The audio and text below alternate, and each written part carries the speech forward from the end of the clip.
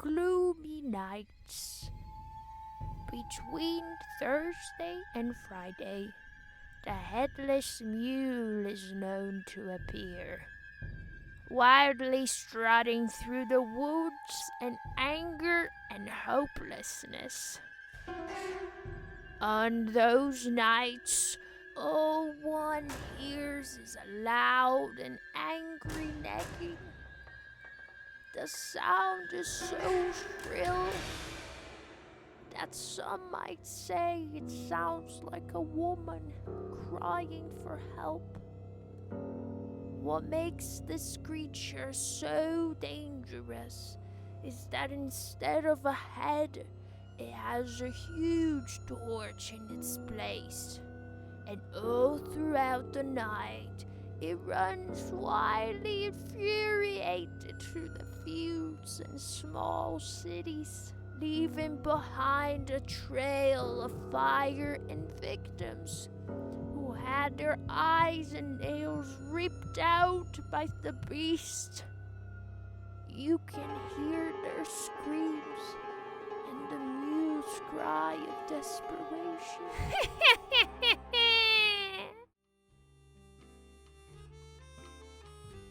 Amelia's grandmother told her that story millions of times when she was little, and warned her that any woman who falls in love with a priest shall suffer the same fate.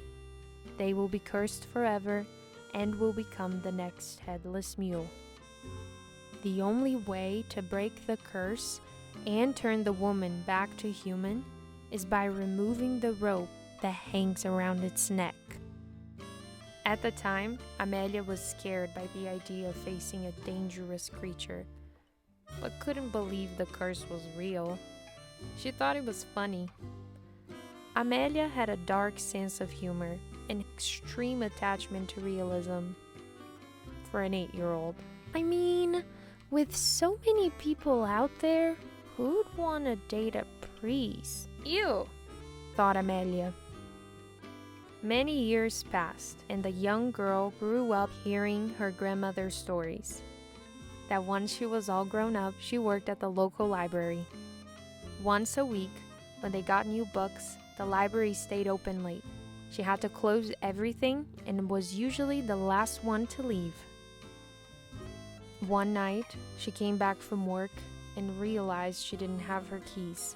Her grandmother had locked the front gate, and by now was sound asleep. Worried she might have to spend the night on the street, Amelia decided to ask for help around the neighborhood. As she walked, she noticed everything was quieter than usual, and the night was quickly getting darker and colder. There must be a storm coming up, thought Amelia. Suddenly, a very loud noise coming from the fields right outside of the village scared Amelia. The sound reminded her of a big storm. As the sound started getting closer, she grabbed the first thing she saw that could help her prepare for what was coming her way. She took a deep breath and stood there, ready.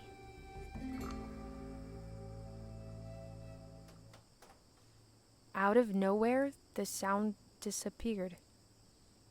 Amelia was confused, but she hadn't slept in hours and was probably hearing things. She then decided to keep walking down the street in search of someone.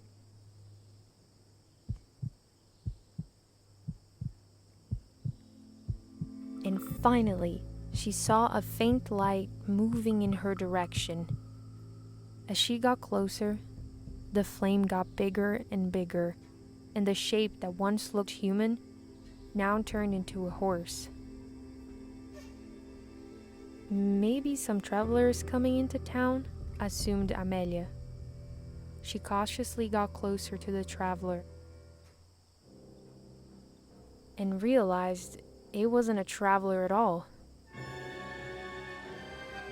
It was a mule on fire.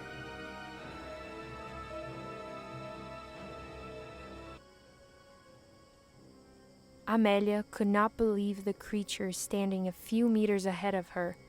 Her grandmother was right. In fear she might get attacked, she ducked as quickly as she could so the mule wouldn't see her.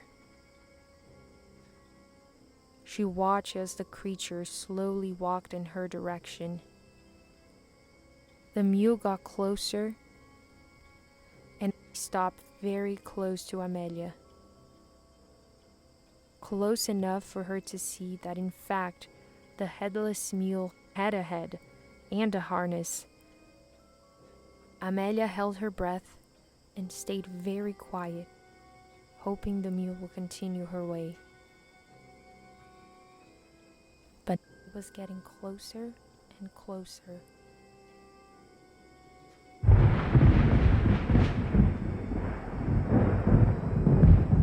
Out of nowhere, a huge thunder struck and scared the mule off. Amelia started to question herself.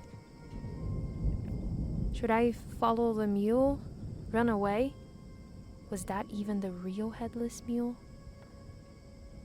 In fear the mule might attack someone or burn someone's house while they were asleep, Amelia decided to follow the creature. It was heading to the old part of the village, where constructions could easily catch on fire. Amelia watched the mule as it walked around like he knew the place. That reminded her of what her grandmother said. The headless mule is a cursed woman, and the only way to break the curse is by removing the rope around her neck. Of course, thought Amelia. To protect everyone, she had to help the mule. When they got to the church, the mule stopped and was strangely staring at it. Amelia decided this was her opportunity to try and climb onto the creature's back. The heavy wind and thunder allowed Amelia to slowly approach the mule and not be heard. All she had to do was wait for the next thunder.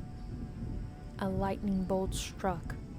Amelia knew that as soon as she heard the thunder, she had to jump on the mule's back as fast as she could.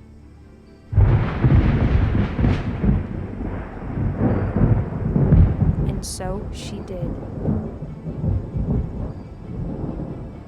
Amelia could not believe that actually worked, but she couldn't get distracted. She had to find a way to get a hold of the harness.